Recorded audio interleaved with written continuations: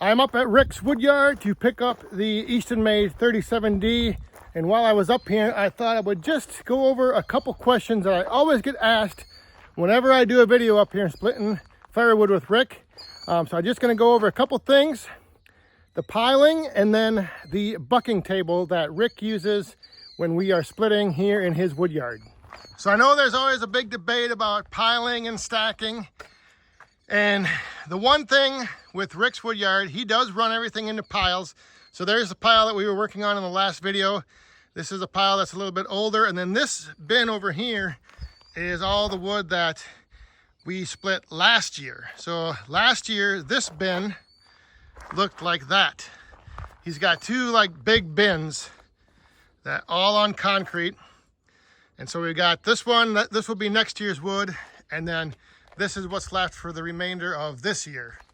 So into this fall now, whenever this gets depleted, he will probably start pulling from this pile that you can see has been faded by the sun. But the one thing with Rick's Woodyard is it is in a wide open field where he gets full sun. There's not a speck of shade anywhere on these piles.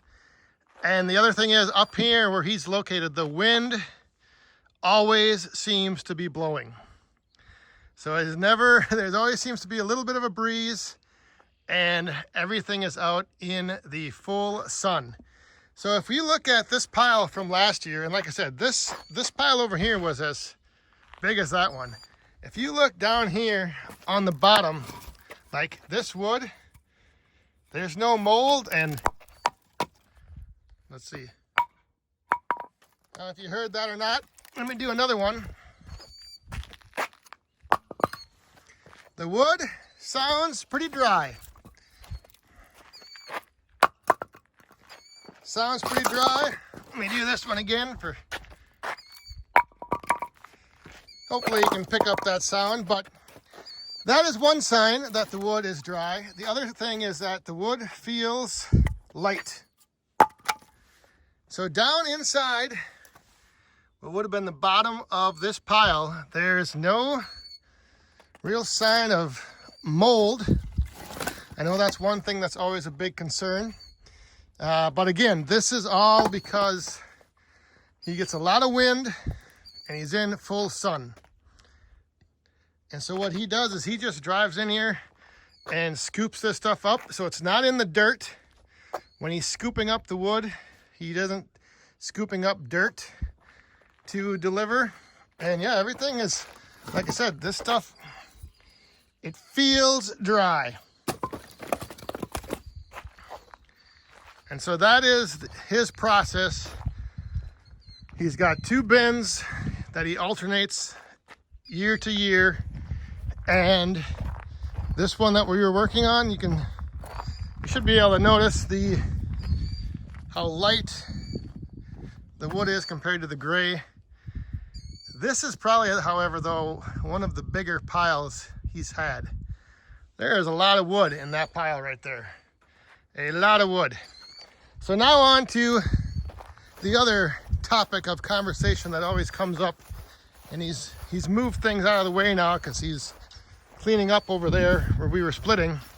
The one thing is the slash and slide that he custom built. There's a look at that. It works really well separating out the slash and the trash. And if you don't believe me,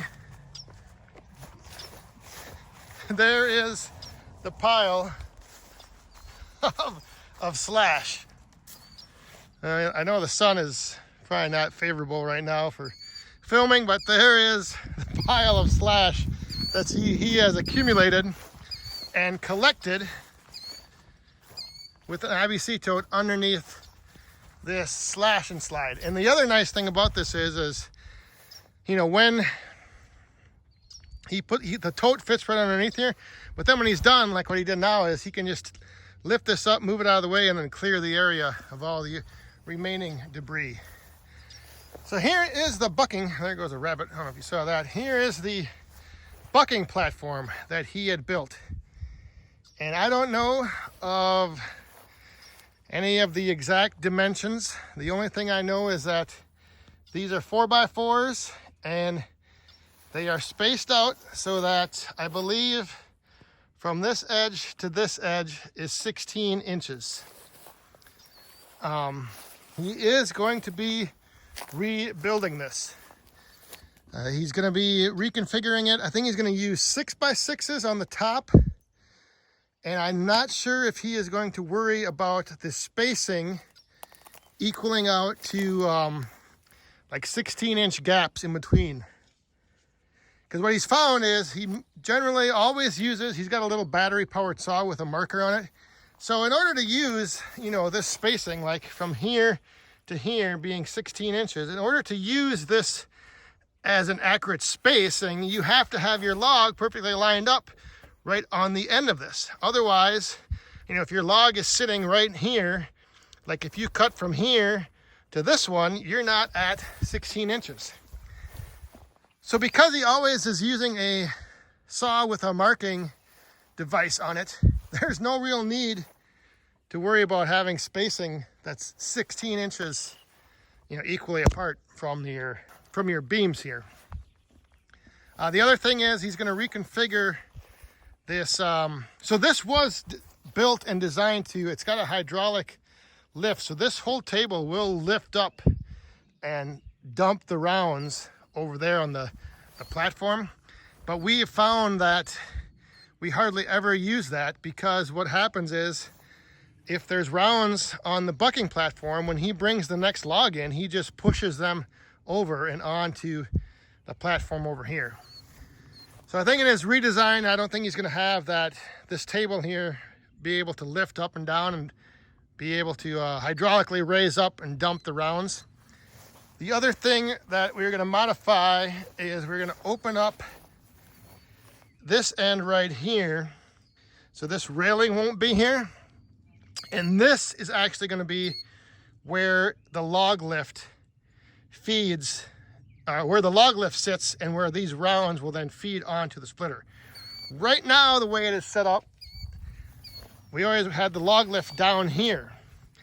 So you had to bring the rounds all the way down. But what that meant was whoever was operating the splitter, so like if I'm operating the splitter, I would have to walk down here to get the rounds. The way we're going to set it up is we're going to have the splitter right here, the log lift, and that way if I'm standing right here, and I know you got to imagine this, but if here is the log lift and here is the splitter, here are my controls. So if I'm standing right here in the operating station, I've got my log lift right here, I can just turn, and with the hookaroon, I can reach almost, well, there's a hookaroon, hang on a second. Let me just show you here. So if I'm standing here, here's the log lift, I can turn and reach almost all the way to the end. And what I can't reach is just an easy 1-2 steps down, and now I can bring these rounds all the way down here and then right on to the log lift. So we're going to switch things up. We're going to modify this end, make a stop so that the rounds can roll in here and then right over to the log lift this way. So the log lift is going to be perpendicular on this end, and then instead of being down on this end. So that's just a little change up we're going to be doing the next time this fall when we end up running and splitting up here. We're going to modify the bucking table and change it up so that we're actually loading from that end onto the splitter, and that way it'll make it a lot easier for whoever's operating the splitter to just stay pretty much stationary, not have to walk over the log lift and then all the way down. Instead, you just are right here, you can just turn and keep bringing the rounds down to the splitter. Just a little modification that that I noticed. I was actually talking to Rick about that, I think 2 times ago when I was out here. I was saying it would be nice if I could just, instead of having to walk, you know, like I was down here. So instead of having to step over the log lift and then walk all the way down there to get the rounds, if I was down there, I could just turn and I would have half of this distance within reach from just where I'm standing. But for those that wanted to see this bucking platform, there it is.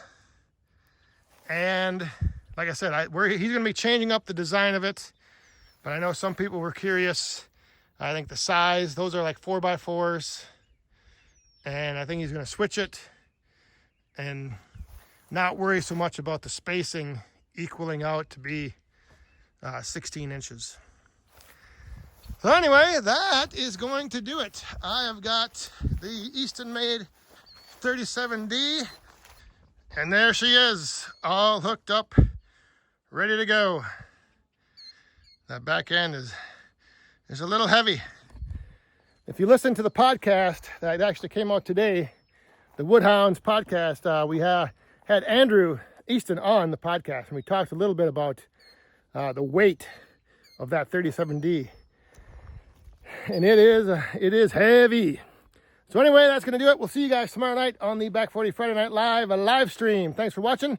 Stay safe, have fun, and be cool.